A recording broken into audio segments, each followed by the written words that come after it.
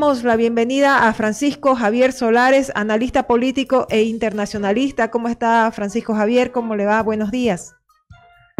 Muy buenos días, un gran saludo poderme dirigir nuevamente a todas las personas que nos escuchan esta mañana a través de Frecuencia Urbana. Un saludo para usted también, licenciada. Un placer y que tengan todos un feliz año 2021.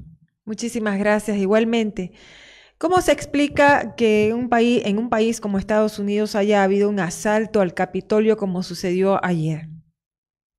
Bueno, en primer lugar ha sido una noticia bastante sorpresiva, ha sido algo que ha llamado la atención mundial tomando en cuenta justamente el discurso y los principios democráticos, constitucionales que maneja Estados Unidos y sobre todo la proyección que ellos tratan de mostrar al mundo como ser el país de la luz, el país justamente el país de la libertad, donde se respeta justamente los derechos y sobre todo hay un respeto principal a la Constitución y al sistema electoral, ¿no? Tomando en cuenta las anteriores elecciones que también han habido situaciones polémicas, pero que al final de cuentas no se llegó a los extremos a los cuales se ha visto el día de hoy, donde una sociedad que está totalmente polarizada en este momento, con divisiones sociales y culturales muy profundas, desde los últimos 10 años, pues prácticamente ya empieza a aflorar en los Estados Unidos y esto va a ahondar y va a generar una crisis, sobre todo política, que se le va a venir encima al presidente Biden. Justamente esto desnuda esa crisis política. ¿Qué otras cosas, qué fragilidades se han desnudado ayer con este hecho? Bueno, en primer lugar, nosotros tenemos que entender de que hay un cuestionamiento muy profundo sobre todo y genera susceptibilidad y desconfianza, sobre todo en el sistema electoral norteamericano. Esto se puso en evidencia justamente desde el momento en el que ya en el anterior proceso electoral, por ejemplo, quien sacó el mayor número de votos fue la candidata demócrata, en ese momento Hillary Clinton, pero quien fue presidente de los Estados Unidos fue el señor Donald Trump, producto justamente del tema de la conformación de los votos del famoso colegio electoral. Entonces eso quiere decir que en Estados Unidos no es presidente quien tiene el mayor número de votos, sino más bien es quien obtiene el mayor número de representantes del colegio electoral. Un ejemplo, en el estado de California, por ejemplo, usted puede tener más de 45 votos electorales que representan 45 personas que entran a la Cámara de Representantes. Y en el estado, por ejemplo, de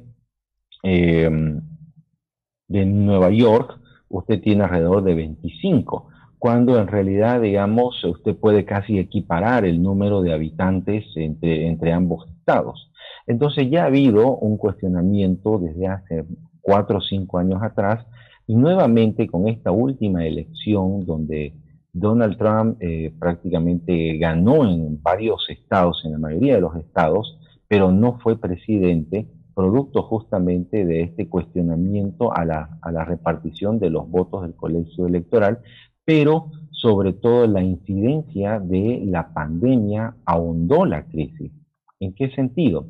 En que como Estados Unidos es un país federal, prácticamente los estados tienen su propia ley electoral.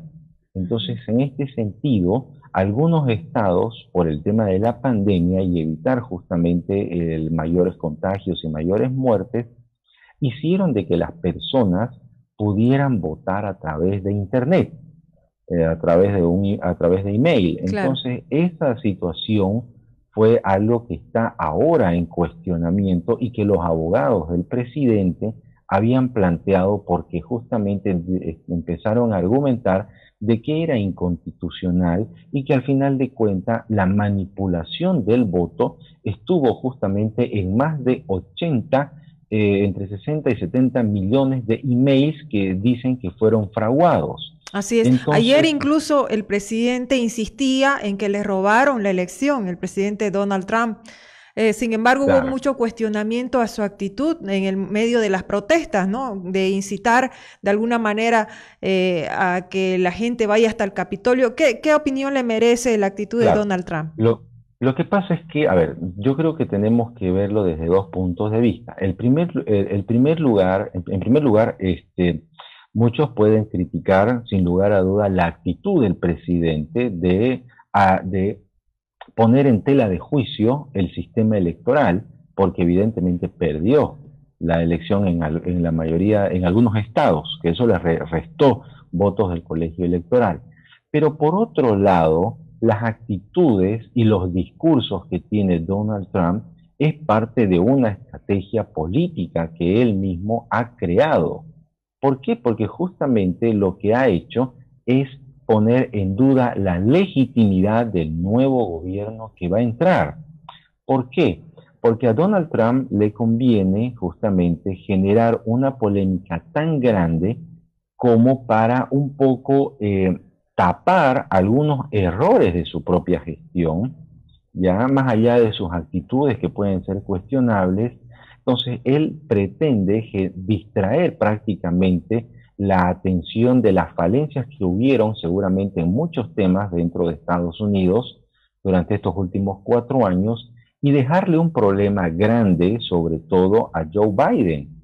Porque Ujú. una cosa es la institucionalidad democrática de los Estados Unidos y otra cosa también es cómo se maneja y cómo percibe el norteamericano al gobierno, es decir, a su administración. Entonces está generándole ya un problema muy grande dentro de en una sociedad que está que va a entrar a un fraccionamiento, a una polarización muy fuerte, porque aquí no solamente es un tema político y de ideología entre lo que son los republicanos y los demócratas, Ujú. sino que estamos viendo justamente que hay eh, grupos mayoritarios que empiezan a tomar mayor radicalidad, como por ejemplo el caso de Antifa, de lo que sucedió con George Floyd y el tema de la violencia contra los negros y el movimiento Black Lives Matter Ujú. y ahora justamente con este movimiento radical de personas evidentemente blancos, si se puede decir, propios que prácticamente van a entrar en un choque, sobre todo permanente, estos grupos sociales. Entonces yo creo que hay un problema muy grande en Estados Unidos que se va a empezar a gestar, ¿no? Entonces, Ujú. Ahora, este es simplemente el comienzo. claro, Biden justamente ayer calificó este hecho, lo sucedido en el Capitolio, como un hecho de sedición, insurrección. ¿Usted cree que pueda haber los suficientes elementos como para iniciarle un proceso incluso a Donald Trump? Esa es la preocupación que tiene Donald Trump en este momento, porque inclusive hasta antes de ayer se estaba definiendo quiénes iban a ser los senadores con este tema del recuento de votos en algunos estados, ¿no? Entonces, la situación ha cambiado drásticamente. ¿Por qué? Porque ahora los demócratas tendrían mayoría en el Senado. Y eso es algo que le preocupa a Donald Trump. No le preocupa a los republicanos, le preocupa más que todo a Donald Trump, porque justamente se le puede iniciar un juicio a Donald Trump desde el momento justamente en que Joe Biden asuma el gobierno. Entonces, podemos nosotros entender de que las protestas que son acusadas de sedición por Joe Biden el día de ayer responde justamente al hecho de que Donald Trump está perdiendo la mayoría en el Senado de los Estados Unidos. Y eso va a ser un duro revés no solamente para él, preocupa también en cierta medida a grupos, sobre todo conservadores en Estados Unidos, que han tenido ese apoyo permanente hacia Donald Trump. Pero esto va a ir más allá, Cecilia, porque no solamente quedarse en Estados Unidos con este problema, esto va a trascender inclusive las fronteras por el hecho justamente de que estos son choques ideológicos, no solamente de las tendencias conservadoras, Ujú. liberales y por otro lado socialistas progresistas, sino más bien aquí lo que vamos a ver ahora es la conformación de unas nuevas tendencias en el poder, no solamente adentro de Estados Unidos, sino también a nivel internacional. Y para eso los medios de comunicación van a jugar un papel fundamental. Los medios de masas van a ser los amplificadores en esta nueva guerra, yo le he llamado una guerra psicológica, justamente porque la lucha se va a determinar ahí adentro, por la manipulación de la opinión pública y sobre todo por tener el control de una guerra psicológica que se va a dar. Ahora, licenciado Solares, dentro de este escenario de diferencias tan fuertes dentro de Estados Unidos, ¿cómo ve la relación de este país con Bolivia o Bolivia con Estados Unidos? Bueno, en primer lugar hay que entender de que hay políticas de Estado en Estados Unidos y eso también marca prácticamente una continuidad en la agenda política y en la agenda de la política exterior norteamericana, primero con la región y luego de manera individualizada con cada país. Vamos a ver seguramente que el tema del narcotráfico va a seguir siendo importante en este sentido, pero lo que ayudaría sobre todo a generar una mayor confianza en este momento es de que Estados Unidos realmente a través del Departamento de Estado pueda, y con la aprobación del Congreso, del Senado de los Estados Unidos, se pueda tener sobre todo el regreso de embajadores para poder nuevamente normalizar estas relaciones, ¿no? Que se han venido cortadas prácticamente ya desde hace más o menos 10 años, que ya no se tiene embajador. ¿Y usted cree que con la presidencia de Joe Biden va a haber esa posibilidad?